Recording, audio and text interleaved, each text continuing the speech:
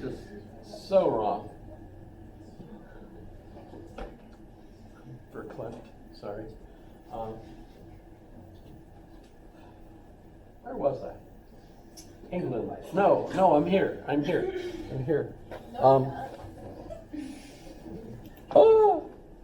Don't do that to a philosopher. Oh, that's bad. I'm still thrilled with the fact that I became a dude.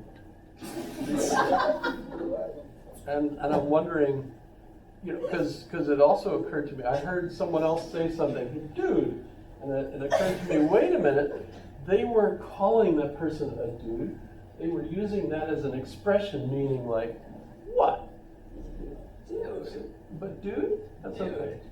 By the way, is there a feminine variant? No, it's like, just dudette? You just say dude.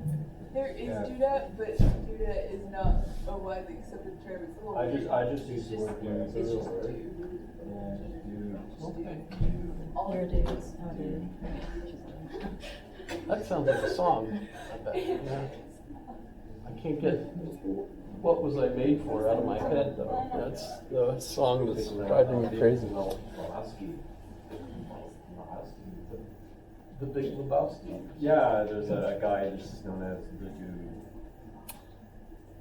Is that the same one where they were driving on a motorcycle and they peed and then froze together?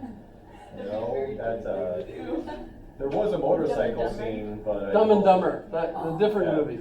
Yeah. Okay. Watch that movie. Because they get off the motorcycle and they're like frozen together. So I remember that scene. Didn't watch the movie, but I remember that scene. So back to Spinoza. Spinoza thinks that we have two different modes, and so the modes do not interact, but they're both modes of what's going on. So that's kind of an interesting way. Today, we might actually interpret that as just saying they're different linguistic contexts. So that I would be talking, about cause and effect in material sense, and that's one mode.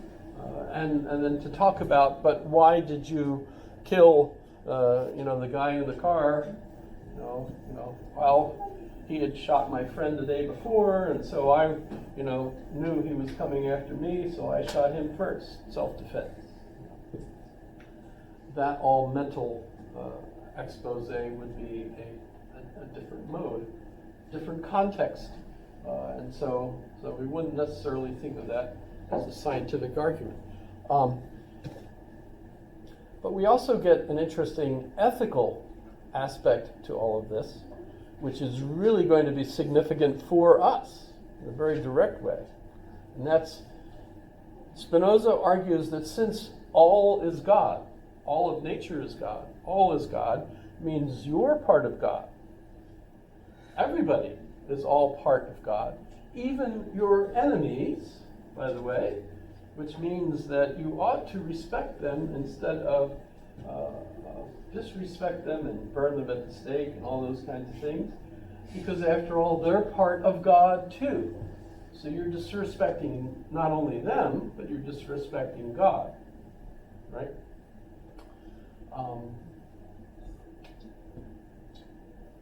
And so we should be tolerant of people of even different faiths and so on. This is Spinoza, right? Tolerance, right? And by the way, for Spinoza, it all makes sense because once everybody learns to think from a scientific point of view, religions are going to go away anyway. So don't worry, just wait. Well, it only takes a generation as far as Spinoza was concerned. Eventually, within, as soon as we start applying the scientific method to everything, we'll end up knowing the truth, and we won't need religion to explain things. Remember Thomas Hobbes? He's read Thomas Hobbes. Thomas Hobbes argues that we invented religion. Animals don't have it. We have it because we don't have explanations for things, and we want them. And so we make them up, right? Well, once we have enough science, we won't need those explanations for things because we'll actually know what really causes them. So give us a generation, maybe two at max, and we'll have science for everyone. Everyone will no longer need religious explanations for things. We'll all be scientists.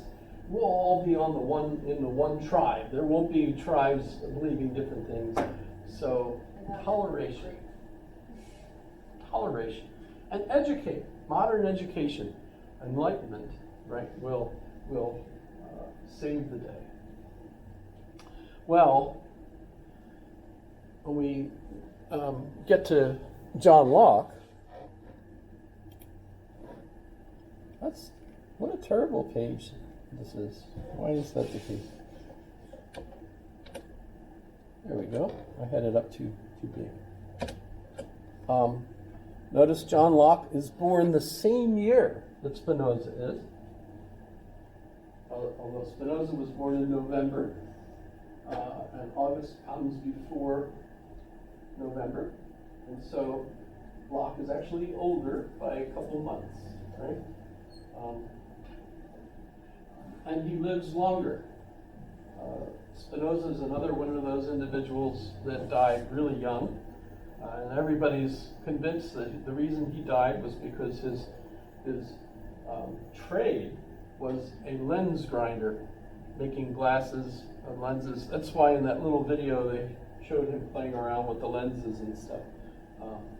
So he ground lenses, and the belief is that he inhaled the dust from the lenses that he was grinding. And by the way, that's not something you ought to do.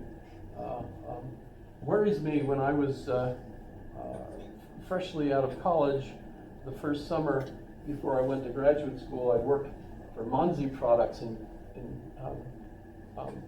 Pennsylvania. And they made tar products for driveways and roofs. My job was basically to be the translator for a Puerto Rican team that, filled the cans. And I got the labels and knew which labels went on which cans, which, by the way, didn't matter because they put the same stuff in all the cans no matter what label was on the can. And I would go to the store and I'd see all the different cans with all the different labels. Some of the cans were nicer. And of course, that meant that the price for that can was a lot more than the cheaper stuff, all of which came from the same tank. I know because I was there, right? So I learned some stuff about modern marketing too. And never again bought Green Giant vegetables when the store variety were packed by the same plant. And you save 30 cents a can for peas or something, right? I don't know why. Why do that? Shoot, I got lost. It was Monzi Products. I remember I almost got knifed because I made a mistake, and they couldn't really speak to me in English, so they used a knife, and that was like scary.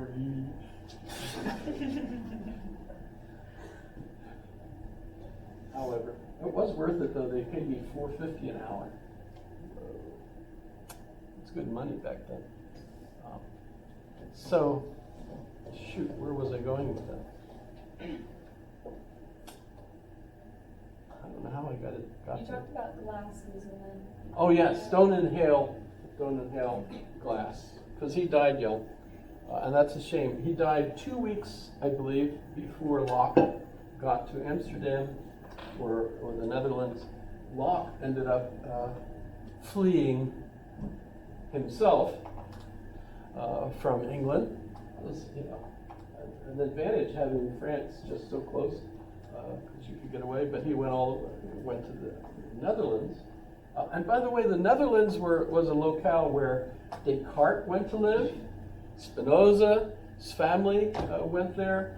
Spinoza's family came from Portugal and left Portugal because of the attempt to make all the Jewish people go away or turn into Christians. And even when they turned into Christians, they weren't really trusted, and for good reason, actually.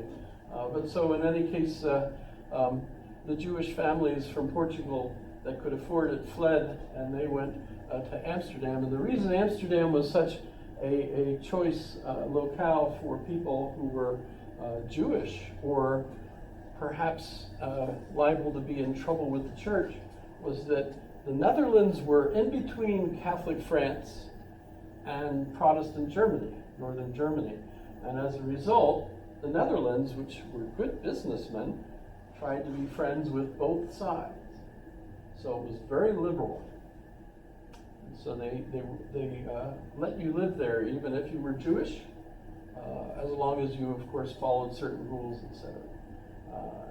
Same thing with Benedict Spinoza. It was actually amazing. In one book I read about him, I'm not sure if it was this one, but there are books. Shoot. I thought I had. Oh, by the way, there's a statue of him. That's Benedict Spinoza in Amsterdam. Kind of a modern-looking statue. But if you're ever there on the canal, notice there he is. There it is. So this is one of the books that I'm familiar with. This is about the relationship between Spinoza and Leibniz. Leibniz, who will be doing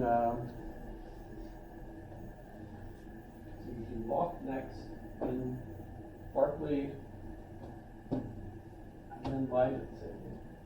We'll do Berkeley and Leibniz kind of simultaneously because they were in cahoots with one another. They wrote to one another, and so on.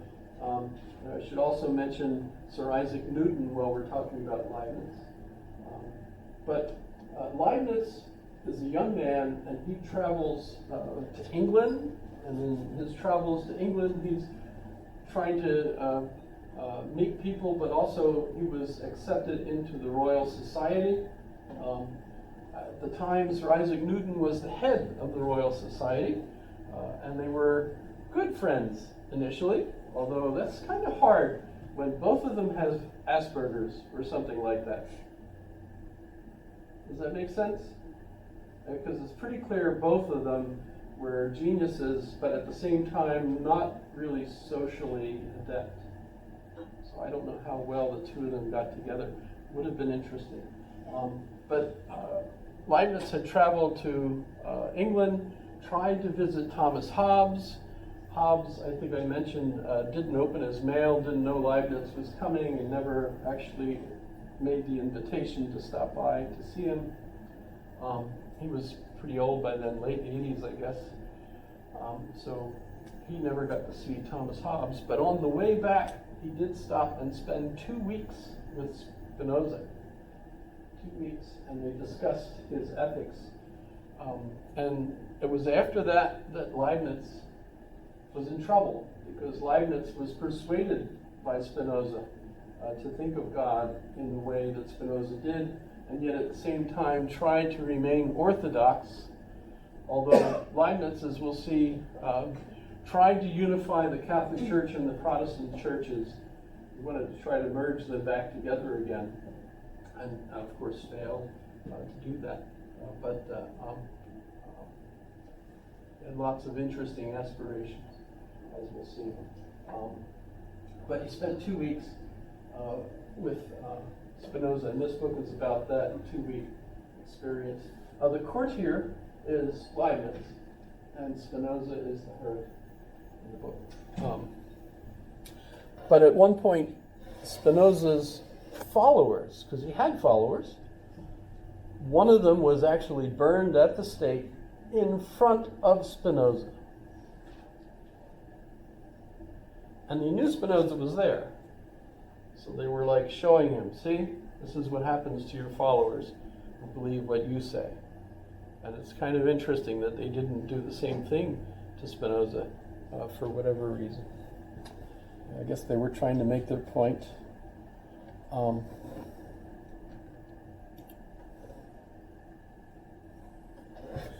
But Locke is in Amsterdam or wherever.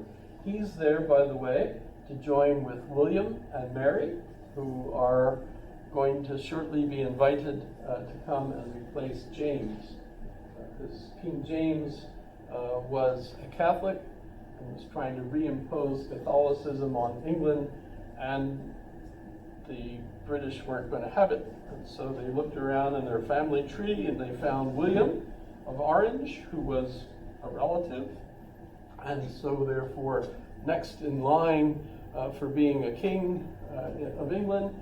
And they invited him to come, and James